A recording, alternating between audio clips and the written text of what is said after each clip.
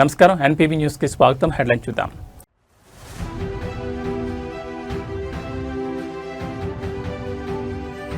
తమిళగడ్డపై చంద్రబాబు ఎన్నికల శంఖారావం. ఎన్డీఏ అభ్యర్థుల తరపున హోరాహోరీ ప్రచారం.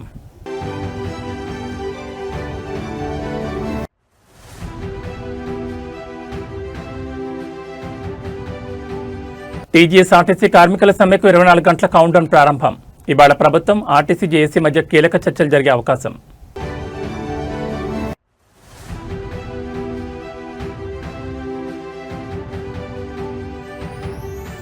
నేడు సొంత నియోజకవర్గం పులివెందులకు వైఎస్ జగన్. ప్రజాదర్బార్లో భాగం కానున్న మాజీ సీఎం.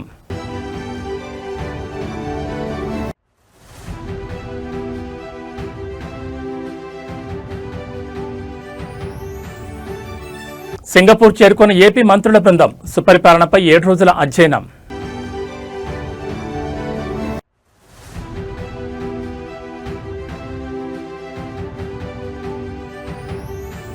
బెంగాల్ ఎన్నికల సమరంలో ముగియనున్న తొలి అంకం. నేటి సాయంత్రంతో ముగియనున్న ప్రచార పర్వం.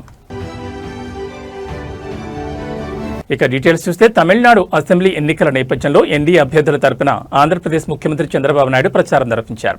ఈ సందర్భంగా ఏర్పాటు చేసిన ప్రెస్ మీట్ ఆయన మాట్లాడుతూ తమిళనాడు, ఆంధ్రప్రదేశ్ రాష్ట్రాల మధ్య ఉన్న విడదీయలేని అనుబంధాన్ని గుర్తు చేశారు. ఎన్టీఆర్ హయాం నుంచి 2 రాష్ట్రాల మధ్య ఎంతో సాన్నిహిత్యం ఉందని, తమిళగడ్డపై జన్మించిన రామానుజన్, అబ్దుల్ కలాం, ఎంఎస్ స్వామినాథన్ వంటి మహనీయులు దేశానికి గర్వకారణమని కొనియాడారు. తమిళనాడు అభివృద్ధి ఆగిపోయిందని, గత వైభవాన్ని తిరిగి తీసుకురావాలంటే మార్పు అవసరమని, రాష్ట్రంలో ఎన్డీఏ ప్రభుత్వం అధికారంలోకి రావాలని ఆయన పిలుపునిచ్చారు. నియోజకవర్గాల పునర్విభజన వల్ల దక్షిణాది రాష్ట్రాలకు నష్టం జరుగుతుందన్న విపక్షాల ఆరోపణలను చంద్రబాబు తీవ్రంగా ఖండించారు.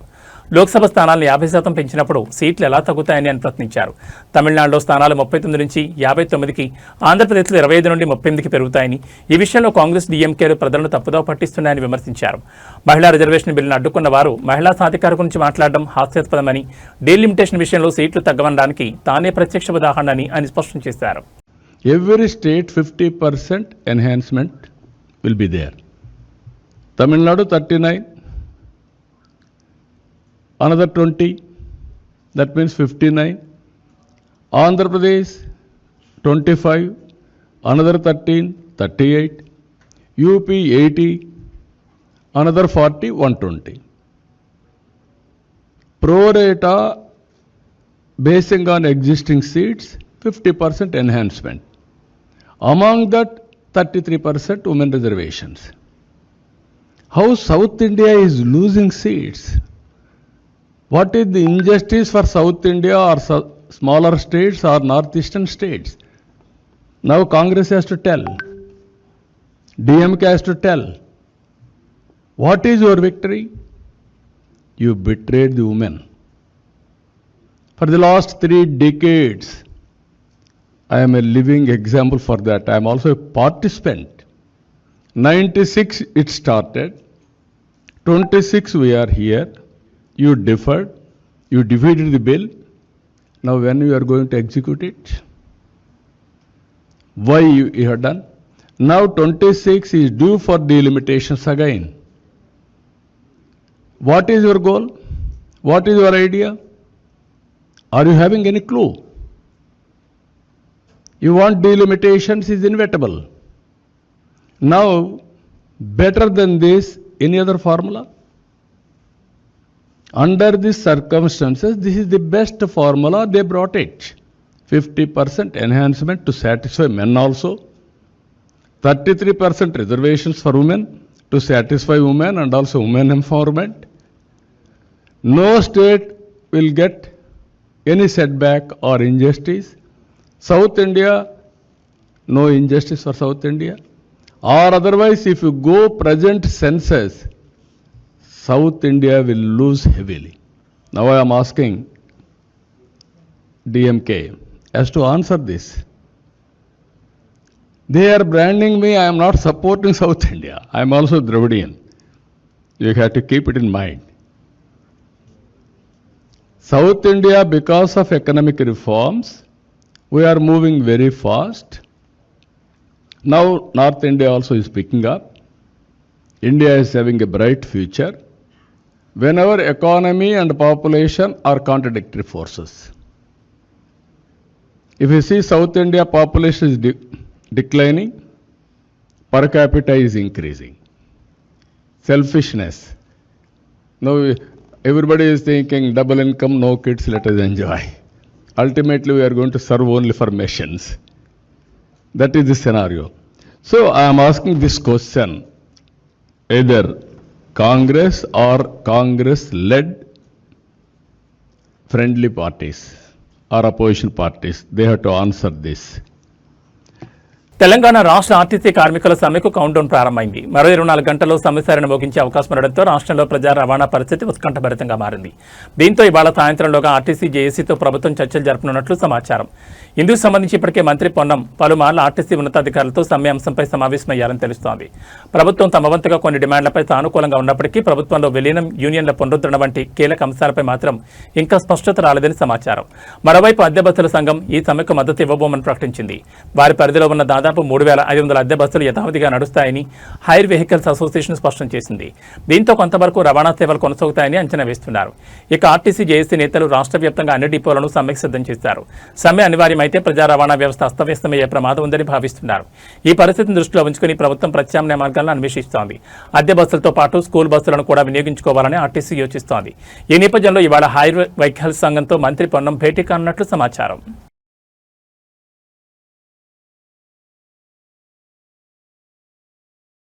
వైఎస్ఆర్ కాంగ్రెస్ పార్టీ అధినేత మాజీ ముఖ్యమంత్రి వైఎస్ జగన్మోహన్ రెడ్డి వేళ పులివెందులకు వెళ్లనున్నారు. ఆయన మరో 2 రోజుల పాటు పులివెందుల్లోనే ఉండనున్నట్లు సమాచారం. ఈ పర్యటనలో ప్రజాదర్బార్ నిర్వహణతో పాటు పార్టీ నేత కుటుంబాన్ని పరామర్శించే కార్యక్రమాలు ఉన్నాయి. వైఎస్ జగన్ ఈరోజు సాయంత్రం 4 గంటలకు పులివెందులు చేరుకోనున్నారు. అక్కడి భాకాపురం క్యాంప్ కార్యాలయంలో ప్రజాదర్బార్ నిర్వహించి స్థానిక ప్రజల సమస్యలు వినతులు స్వీకరించనున్నారు. అనంతరం రాత్రికి అక్కడే నివాసంలో బస చేయనున్నారు. ఇక రేపు ఉదయం 9 గంటలకు పులివెందుల నుంచి బయలుదేరి లింగాల మండలంలోని ఇప్పట్ల గ్రామానికి వెళ్లనున్నారు. ఇటీవల కన్నుమూసిన స్థానిక వైఎస్ఆర్సీపీ నేత సుధాకర్ రెడ్డి కుటుంబ సభ్యులను పరామర్శించి వారికి సానుభూతి తెలియచేయనున్నారు. అనంతరం తిరిగి పులివెందుల క్యాంపు కార్యాలయానికి చేరుకుని మరోసారి ప్రజాదర్బార్ నిర్వహించనున్నారు.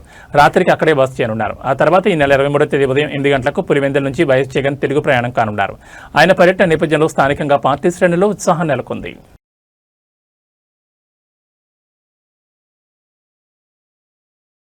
ఆంధ్రప్రదేశ్లోని కూటమి ప్రభుత్వానికి చెందిన 7 మంత్రుల బృందం అధికారిక పర్యటన నిమిత్తం సింగపూర్ చేరుకుంది. ఈ నెల 21వ తేదీ నుంచి అంటే ఇవాళ నుంచి ఈ నెల 27వ తేదీ వరకు మొత్తం 7 రోజుల పాటు ఈ పర్యటన కొనసాగనుంది. మంత్రుల సింగపూర్ పర్యటనకు రాష్ట్ర ప్రభుత్వం అధికారికంగా అనుమతి ఇచ్చిన విషయం తెలిసిందే. సుపరిపాలన, ఆధునిక పరిపాలన విధానాలు, ఉత్తమ పాలనా పద్ధతులు అంజనం చేయడం ఈ పర్యటన ప్రధాన ఉద్దేశంగా ప్రభుత్వం వెల్లడించింది. సింగపూర్లో అమలవుతున్న సమర్థవంతమైన పాలనా నమూనాలను పరిశీలించి వాటిని రాష్ట్రాభివృద్ధికి అన్వయించుకునే దిశగా ఈ పర్యటన ఉపయోగపడనుంది. ఈ పర్యటనలో మంత్రులు అచ్చెన్నాయుడు, పి నారాయణ, అనగాని సత్యప్రసాద్, బీసీ జనార్దన్ రెడ్డి, సత్యకుమార్ యాదవ్, బంగల్పూడి అనిత, నాదెండ్ల మనోహర్ పాల్గొంటున్నారు. ఈ రోజు ఉదయం సింగపూర్ చేరుకున్న మంత్రుల బృందానికి అక్కడి తెలుగు సంఘం ఘనస్వాగతం పలికింది. స్థానిక తెలుగు అసోసియేషన్ ప్రతినిధులు వారిని ఆత్మీయంగా ఆహ్వానించారు. సింగపూర్లో ఆధునిక పరిపాలనా విధానాలు, మౌలిక సదుపాయాల అభివృద్ధి, పట్టణ ప్రణాళిక, ప్రజాసేవల నిర్వహణ వంటి అంశాలను మంత్రుల బృందం అధ్యయనం చేయనుంది. అలాగే వరల్డ్ బ్యాంక్తో పాటు సింగపూర్ ప్రభుత్వ భాగస్వామ్యంతో రూపొందిన Singapore AP joint institute for world class అవగాహన ఒప్పందం కింద శిక్షణ కార్యక్రమాల్లో కూడా పాల్గొనున్నారు. ఈ ఒప్పందంలో భాగంగా సింగపూర్ పాలనా నమూనా, రాజకీయ జవాబుదారీతనం, నేషన్ ఫస్ట్ వంటి నాయకత్వ సూత్రాలపై నిర్వహించే ట్రైనింగ్ ఆఫ్ ట్రైనర్స్ కార్యక్రమంలో మంత్రులు పాల్గొనున్నారు. ఈ పర్యటన ద్వారా రాష్ట్ర పరిపాలనలో కొత్త మార్పులు, ఆధునిక విధానాల అమలు దిశగా కీలక నిర్ణయాలు వెలువడే అవకాశం ఉందని రాజకీయ వర్గాలు భావిస్తున్నాయి.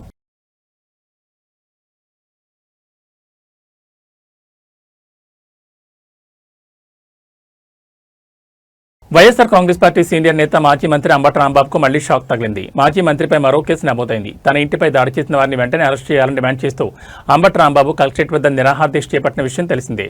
కాగా ఈ సందర్భంగా ముందస్తు అనుమతి లేకుండా దీక్ష నిర్వహించారని ఆరోపిస్తూ నగరంపాలెం పోలీస్ స్టేషన్లో పోలీసులు కేసు నమోదు చేశారు. అనుమతి లేకుండా ప్రజాప్రదేశంలో దీక్ష చేపట్టడం నిబంధనలకు విరుద్ధమని అధికారులు పేర్కొన్నారు. అదేవిధంగా నిరాహార దీక్ష కారణంగా ఆ ప్రాంతంలో ట్రాఫిక్ అంతరాయం కలిగిందని, ప్రజలకు ఇబ్బందులు తలెత్తాయని పోలీసులు వెల్లడించారు. ఈ కారణంగానే అంబటి రాంబాబుపై కేసు నమోదు చేసినట్లు సమాచారం. కాగా ఇటీవల తన నివాసంపై జరిగిన దాడికి బాధ్యులపై చర్యలు తీసుకోవాలని డిమాండ్ చేస్తూ అంబటి రాంబాబు దీక్ష చేపట్టగా ఈ పరిణామం రాజకీయ వర్గాల్లో చర్చనీయాంశంగా మారింది. పోలీసులు నమోదు చేసిన కేసుపై ఆయన స్పందన ఎలా ఉంటుందన్నది ఆసక్తికరంగా మారింది. మరోవైపు ఇప్పటికే సత్తెనపల్లి లక్కీ డ్రా కేసుతో పాటు ముఖ్యమంత్రి చంద్రబాబు నాయుడుపై అనుచిత వ్యాఖ్యల కేసులో అరెస్టైన అంబటి రాంబాబు 17 రోజుల రిమాండ్ అనంతరం బెయిల్పై విడుదలైన విషయం తెలిసిందే. ఉమ్మడి ఆంధ్రప్రదేశ్ ముఖ్యమంత్రిగా మీరు సుదీర్ఘకాలం రాష్ట్రాన్ని పాలించారని, తెలంగాణ ప్రజల ఆర్తి ఆకాంక్ష మీకు తెలియంది కాదన్నారు. 2000 తొలి దశకమంతా జరిగిన పోరాటాలకు, ఉద్యమాలకు మీరు ప్రత్యక్ష సాక్షి అన్నారు. రాష్ట్ర విభజనలో ప్రతి చర్య చట్టబద్ధం, రాజ్యాంగబద్ధం అని లోక్సభ, రాజ్యసభ బిల్లు ఆమోదం పొంది రాష్ట్రపతి ఆమోదంతో గెజెట్ విడుదల చేసిందని గుర్తు చేశారు. ఇలా అన్ని పక్షాల ఆమోదంతో జరిగిన రాష్ట్ర విభజన అనంతరం ఎవరి పందాలో వారు అభివృద్ధి మార్గంలో సాగుతున్నాయి. ఇటువంటి సమయంలో రాష్ట్ర విభజనపై వివాదాస్పద వ్యాఖ్యలు చేయొద్దని విజ్ఞప్తి చేశారు. రాష్ట్ర విభజనను బీజేపీ ఎంపీ తేజస్వి సూర్య పార్లమెంటు ప్రత్యేక భేటీ వేదికగా చేసిన వ్యాఖ్యలు తెలంగాణ రాష్ట్ర ఏర్పాటుపై విషం చిమ్మే విధంగా ఉన్నాయని, ఆంధ్ర ప్రగతికి తెలంగాణ దిష్టి తగిలిందంటూ మీ మరో భాగస్వామి జనసేన అధినేత పవన్ కళ్యాణ్ ఇటీవల చేసిన వ్యాఖ్యలు తెలంగాణ మనోభావాల్ని కలతకు గురి చేశాయన్నారు. ఇవి తెలుగువారి మధ్య వైషమ్యాలు పుట్టించివే. అలా మాట్లాడడం తప్పని మీ మంత్రివర్గ సహచరులకు చెప్పాలన్నారు. వీటన్నిటికీ మూలం ప్రధాని నరేంద్ర మోడీ చేసిన అనుచిత వ్యాఖ్యలే కారణమనుకుంటున్నారని, రాష్ట్ర విభజన ద్వారా తల్లి బిడ్డను విడగొట్టారని ఒకమారు, బిడ్డను సంరక్షించడానికి తల్లిని చంపారని మరొక సందర్భంలో ఆయన అనుచితంగా మాట్లాడారన్నారు. ఒక ఓటు రెండు రాష్ట్రాలని 1997లోనే తీర్మానం చేసిన పార్టీ బీజేపీ అని బహుశా ప్రధాని మోడీకి తెలియదేమో. మీరు రాజకీయాల్లో ఆయనకన్నా సీనియర్ కనుక కూటమి భాగస్వామిగా ప్రధాని నరేంద్ర మోడీకి ఈ విషయం చెప్పాలన్నారు. మరే పార్లమెంట్ సభ్యుడు రాష్ట్ర విభజనపై అనుచిత, అసందర్భ, అన్యాయపు మాటలు మాట్లాడకుండా కట్టడి చేయడంతో పాటు తేజస్వి సూర్య రాష్ట్ర విభజనపై మాట్లాడిన మాటలు లోక్సభ రికార్డులను తొలగించేలా లోక్సభ స్పీకర్కు మీరు లేఖ రాయాలని విజ్ఞప్తి చేశారు. రెండు రాష్ట్రాలుగా ఉన్న తెలుగు వారందరూ ఐక్యంగా, సామరస్యంతో, పరస్పర సహకారంతో అభివృద్ధి పదంలో సాగడం నేటి తక్షణ అవసరమని, ఇందుకు మీ సంపూర్ణ సహకారం కావాలన్నారు. ఆంధ్రప్రదేశ్ ముఖ్యమంత్రి శ్రీ నారా చంద్రబాబు నాయుడు గారికి 75వ జన్మదిన శుభాకాంక్షలు తెలియజేస్తూ ఈ బహిరంగ లేఖ ద్వారా తెలంగాణ ప్రజలకు, ఆంధ్రప్రదేశ్ ప్రజలకు కలిగినటువంటి బాధను మీ దృష్టికి తీసుకుని వస్తా ఉన్నాం. విభజన జరిగిన తర్వాత రెండు రాష్ట్రాల ప్రజలు సహృద్భావ వాతావరణంలో అన్ని రకాల సంబంధాలను కొనసాగిస్తూ రెండు తెలుగు రాష్ట్రాల అభివృద్ధి చెందాలని కోరుకుంటా ఉన్నాం. కానీ ఇటీవల జరిగిన అనేక పరిణామాలు విభజనను అవమానపరిచే విధంగా జరుగుతున్నటువంటి వ్యాఖ్యల్లో మీరు మరి కూటమి రాజకీయ నాయకులుగా భారతీయ జనతా పార్టీ నాయకత్వం మీద ఒత్తిడి తెచ్చి భారత్ పాకిస్తాన్లతో పోల్చినటువంటి వ్యాఖ్యల రికార్డు నుంచి తొలగించి మరి ఇటువంటి సహృద్భావ వాతావరణం చెడిపోకుండా చూడాలని కోరుతాను. ఎందుకంటే విభజన అనేటువంటి ప్రజల ఆకాంక్షలకు అనుగుణంగా జరిగిన సందర్భంలో మరి గతంలో భారతీయ జనతా పార్టీ కూడా ఒక ఓటు రెండు రాష్ట్రాలని కాకినాడలోనే తీర్మానం చేసింది.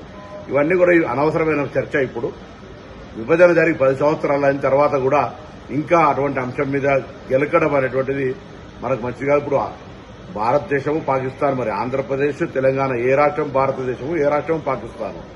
ఆ విధంగా వ్యాఖ్యలు చేయడం వల్ల ఈ రెండు రాష్ట్రాల ప్రజలకు మంచిది కాదు. కాబట్టి పెద్దలు, సీనియర్ నాయకులు, మీరు ప్రస్తుత భారత ప్రధానమంత్రి గారి కంటే పెద్ద సీనియర్ గా ఉన్నటువంటి మీరు తప్పకుండా ఈ అటువంటి వ్యాఖ్యల వల్ల రెండు రాష్ట్రాల ప్రజలకు, రెండు రాష్ట్రాల మధ్య సంబంధాలకు ఇబ్బంది కలగకుండా ఉండే విధంగా ఆ వ్యాఖ్యల్ని పార్లమెంట్ రికార్డులను తొలగించే విధంగా చొరవ తీసుకోవాలని నేను గౌరవ ముఖ్యమంత్రిగా మీకు కోరుతా ఉన్నాను. కాళేశ్వరం ప్రాజెక్టు ఎందుకు పనికిరాదని, అది గోదావరిలో కొట్టుకుపోయినట్లేనని గతంలో చెప్పిన ముఖ్యమంత్రి రేవంత్ రెడ్డి ఇప్పుడు మళ్లీ యూటర్న్ తీసుకున్నారని కేంద్ర మంత్రి బండి సంజయ్ విమర్శించారు. ఇవాళ కరీంనగర్లో ఆయన మీడియాతో మాట్లాడుతూ కాళేశ్వరంలో 1,00,000 కోట్ల అవినీతి జరిగిందని అప్పట్లో చెప్పి ఇప్పుడు సీబీఐకి కేవలం 9,000 కోట్ల స్కామ్ జరిగిందని అర్థం లేని లేఖ రాస్తారని కామెంట్ చేశారు. అసలు ఏ ఆధారాలను బట్టి సీబీఐ విచారణలు చేపట్టాలో ఆయనే స్పష్టత ఇవ్వాలన్నారు. ఎత్తిపోతలకు వాడిన ఒక్కో మోటార్ విలువ 300 కోట్లయితే 1,600 కోట్లు ఖర్చు చేసి వేరే దేశాల నుంచి పట్టుకొచ్చారని ఫైర్ అయ్యారు. కాళేశ్వరం అవినీతి మొత్తం బయటకు రావాలని ఆయన డిమాండ్ చేశారు. ఇప్పటి వరకు వివిధ కేసుల్లో కేసీఆర్ కుటుంబ సభ్యుల్లో ఒక్కరిపై అయినా రాష్ట్ర ప్రభుత్వం చర్యలు తీసుకుందా అని బండి సంజయ్ ప్రశ్నించారు. మహిళా రిజర్వేషన్ బిల్లును అడ్డుకుని రాష్ట్రంలోని అతిథులకు సీఎం రేవంత్ రెడ్డిని తీవ్ర అన్యాయం చేశారని బండి సంజయ్ అన్నారు. డీలిమిటేషన్ బిల్లును అడ్డుకుని దక్షిణాదికి అన్యాయం చేసింది రేవంత్, స్టాలిన్ అని అన్నారు. కాంగ్రెస్ పార్టీలో సోనియా గాంధీ, ప్రియాంక గాంధీలకు పదవులు ఇస్తే సరిపోతుందా అని ప్రశ్నించారు. విపక్ష కుటుంబాల్లోని మహిళలు అభివృద్ధి చెందితే సరిపోతుందా అని సెటైర్లు వేశారు. సీఎం, మాజీ సీఎంల భాష చూసి ప్రజలు నవ్వుకుంటున్నారని బండి సంజయ్ అన్నారు. కాళేశ్వరం ప్రాజెక్టు కేసీఆర్తో పాటు కాంగ్రెస్ కూడా ఏటీఎంలా మారిందని ఆరోపించారు. కాంగ్రెస్ పార్టీతో గతంలో బీఆర్ఎస్ కలిసి పోటీ చేసిందని, పొత్తు ఉంటే వారితో పెట్టుకుంటారు కానీ బీజేపీతో ఎందుకు పెట్టుకుంటుందని బండి సంజయ్ స్పష్టం చేశారు. మోడీ ప్రభుత్వం వస్తే రెండింటికి లింకు కలిపి ఇవాళ అడ్డుకునే ప్రయత్నం ఇలా కాంగ్రెస్ పార్టీ ప్రభుత్వం, కాంగ్రెస్ పార్టీ చేసింది. ఇవాళ కాంగ్రెస్ పార్టీలో నాయకులు వ్యతిరేకిస్తున్నారు. అరే, కొత్త నియోజకవర్గాలు పెరిగితే, పార్లమెంట్ గానీ అసెంబ్లీ గానీ నియోజకవర్గాలు పెరిగితే చాలా మందికి పోటీ చేసే అవకాశాలు వస్తాయి. మేము నాయకులు అవుతాం, మేము ఎమ్మెల్యేలు అవుతాం, ఎంపీ అవుతామని చెప్పి ఆశపడుతున్నటువంటి ఆ నాయకులు అందరూ ఆశ మీద నీళ్లు జరిగినటువంటి వ్యక్తులు ముఖ్యంగా రేవంత్ రెడ్డి గారు, స్టాలిన్ గారు, వీళ్ళిద్దరే కారకులు. కాంగ్రెస్ పార్టీ నాయకుల విషయం మాట్లాడారు రాష్ట్ర ముఖ్యమంత్రి, నీ గురించి ఏమనుకుంటారు అనేది. ఇవాళ నియోజకవర్గాలు, ఇవాళ కరీంనగర్ పార్లమెంట్ నియోజకవర్గం 5 జిల్లాలకు వస్తుంది. 5 జిల్లాలు, 2 మండలాలు, 3 మండలాలు, 4 మండలాలు. అసెంబ్లీకి సంబంధించి కూడా కొన్ని దేశంలో కొన్ని నియోజకవర్గాలు 5 లక్షల ఓటర్స్ ఉన్నారు. కొన్ని ప్రాంతాల్లో 2 లక్షల ఓటర్లు 3 లక్షల ఓటర్స్ ఉన్నారు. అస్తవ్యస్తంగా ఉన్నటువంటి దీన్ని బాగు చేయాలనే లక్ష్యంతో డీలిమిటేషన్ ద్వారా సీట్ల సంఖ్య పెంచాలని చెప్పి నరేంద్ర మోడీ ప్రభుత్వం భావిస్తే ఇవాళ మహిళా బిల్లును వ్యతిరేకించారు, డీలిమిటేషన్ వ్యతిరేకించారు. ఇలా సంతోషం కొద్దీ సంబరాలు చేసుకుంటున్నారు. ఇవాళ కాంగ్రెస్ పార్టీ ఉన్నటువంటి కొత్త తరం నాయకులే ఇలా రేవంత్ రెడ్డిని చూసి ఇలా తిట్టుకునే పరిస్థితి వచ్చింది వాళ్ళు. కాబట్టి వీళ్ళిద్దరు కూడా ఇవాళ ద్రోహులుగా మిగిలిపోయారు. కాబట్టి దీన్ని తెలంగాణ సమాజం గుర్తించాలి. ఇవన్నీ పక్కబెట్టి ఈ ప్రజల దృష్టి మళ్లించడానికి ఇద్దరు తిట్టుకుంటారు. ఎవరెవరు? ఇటు రేవంత్ రెడ్డి గారు, ఇటు కేసీఆర్. నువ్వు చావాలంటే నేను చావని అంటున్నాడు. ఇది అబద్దాల కూర అని చెప్పి రేవంత్ రెడ్డి గారు కేసీఆర్ అంటే ఎదవా దరిద్రుని ఏం తిరుగుతున్నాడు. వీళ్ళ భాష కదే, వీరిద్దరు భాష కదే. ఇవాళ మీరిద్దరు కాదు, ఇవాళ మీ సావుల వల్ల ఇవాళ తెలంగాణ ప్రజలు చచ్చిపోతున్నారు. తెలంగాణకి ఏం దరిద్రం, మీరిద్దరు దరిద్రం తెలంగాణకి. మీకు ఆ రాహుకేతు స్టోరీ తెలిసి కదా మీకు రాహుకేతుది. ఎందుకంటే అమృతం కోసము రాక్షసులు దేవతలు క్షీరసాగర మదనం చేస్తారు. చేస్తుంటే సూర్యచంద్రుల మధ్యలో రాక్షసుడు వస్తాడు. రాక్షసుడు వచ్చి దేవత రూపంలో వచ్చి కూర్చుంటే ఈ విషయాన్ని గుర్తించినటువంటి సూర్యచంద్రులు ఏం చేస్తారు? విష్ణుమూర్తికి సమాచారం ఇస్తారు. మోహిని రూపంలో ఉన్న విష్ణుమూర్తి వచ్చి ఆ రాక్షసుని అమృతం తీసుకున్న తర్వాత ఆ గొంతులో ఉన్నటువంటి అమృతము కడుపులోకి పోకుండా ఉండాలని చెప్పి ఆలోచనతో సుదర్శన శక్తితో తల నరికేస్తాడు. అందుకే పైన తల రాహు అవుతాడు, మొండెం కేతు అవుతాడు. రేవంత్ రెడ్డి రా అంటే రాహు కేతు రేవంత్ రెడ్డి, కేసీఆర్ కే అంటే కేతు కేసీఆర్. ఇదే దరిద్రం తెలంగాణకు. రాహు కేతులకే మారిపోయారు. ఈ శని పోవడానికి ఇలా తెలంగాణ సమాజం పూజలు చేస్తున్నారు. మా బతుకులు ఇట్లా ఆగమైతాయి, దరిద్ర బతుకులు అయిపోయినాయి, మా భిక్ష బతుకులు అయిపోయినాయి చెప్పని. కాళేశ్వరం చెప్పి నేను రాష్ట్ర ముఖ్యమంత్రి గారిని కోరుతున్నా. కాళేశ్వరము 1,00,000 కోట్ల స్కామ్ జరిగిందా, 9,000 కోట్ల స్కామ్ జరిగిందా? ఫస్ట్ దాని క్లారిటీ. కాళేశ్వరం ఏటీఎం గతంలో కేసీఆర్ గవర్నమెంట్ లో కాళేశ్వరము కేసీఆర్ కుటుంబానికి ఏటీఎం లెక్క మారింది వాస్తవం. ఈ రోజు కూడా మళ్ళీ చెప్తున్నాం. పశ్చిమ బెంగాల్ అసెంబ్లీ ఎన్నికల సమరం క్లైమాక్స్ చేరుకుంది. మంగళవారం సాయంత్రంతో తొలిదశ ఎన్నికల ప్రచార పర్వం ముగియనుంది. ఈ నేపథ్యంలో అధికార తృణమూల్ కాంగ్రెస్, భారతీయ జనతా పార్టీ అగ్రనేతలు తమ ప్రచారాన్ని ముమ్మరం చేశారు. ఓటర్లను ఆకట్టుకునేందుకు చివరి నిమిషం వరకు ఇరు పార్టీలు శక్తివంచన లేకుండా ప్రయత్నిస్తున్నాయి. రాష్ట్రంలో అధికారాన్ని నిలబెట్టుకోవడమే లక్ష్యంగా ముఖ్యమంత్రి మమతా బెనర్జీ విస్తృతంగా ప్రచారం నిర్వహిస్తున్నారు. కోల్కతా, పూర్బ, మిడ్నాపూర్, నార్త్ 24 పరగణాల జిల్లాల్లో ఆమె బహిరంగ సభలు, రోడ్ షోల్లో పాల్గొంటున్నారు. రాష్ట్ర ప్రభుత్వం అమలు చేస్తున్న సంక్షేమ పథకాలను వివరిస్తూ బీజేపీ నిరోధించాలని ఆమె ప్రజలను కోరుతున్నారు. మరోవైపు బెంగాల్లో పాగా వేయడమే లక్ష్యంగా బీజేపీ తన అస్త్రశస్త్రాలు ప్రయోగిస్తోంది. కేంద్ర హోంమంత్రి అమిత్ షా నేడు రాష్ట్రంలో సుడిగాలి పర్యటన చేస్తున్నారు. బీజేపీ అభ్యర్థులకు మద్దతుగా ఆయన 4 వేర్వేరు ప్రాంతాల్లో ఎన్నికల ప్రచారంలో పాల్గొనున్నారు. కేంద్ర ప్రభుత్వం చేపడుతున్న అభివృద్ధి కార్యక్రమాలను వివరిస్తూ బెంగాల్లో మార్పు రావాల్సిన అవసరం ఉందని ఆయన పిలుపునిచ్చారు. తొలిదశ ఎన్నికల ప్రచారం నేటితో ముగినుండడంతో అందరి దృష్టి పోలింగ్ రోజుపై నెలకొంది.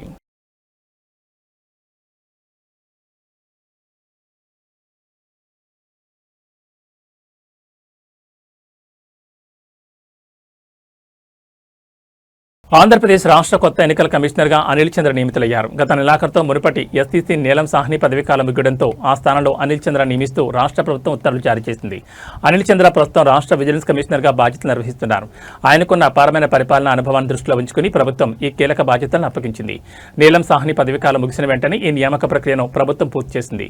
రాజ్యాంగబద్ధమైన ఈ పదవిలో ఆయన రాబోయే స్థానిక సంస్థల ఎన్నికలు, ఇతర ఎన్నికల ప్రక్రియలను పర్యవేక్షించనున్నారు. ఎస్సీసీగా బాధ్యతలు చేపట్టిన అనిల్ చంద్ర రాష్ట్రంలో ఎన్నికల నిర్వహణ, ఓటర్ జాబితా రూపకల్పన, ఎన్నికల నిబంధనల అమలుపై దృష్టి సారించనున్నారు. రాష్ట్రంలో రాజకీయ సమీకరణాలు మారుతున్న తరుణంలో కొత్త ఎస్సీసీ నియామకం ప్రాధాన్యత సంతరించుకుంది.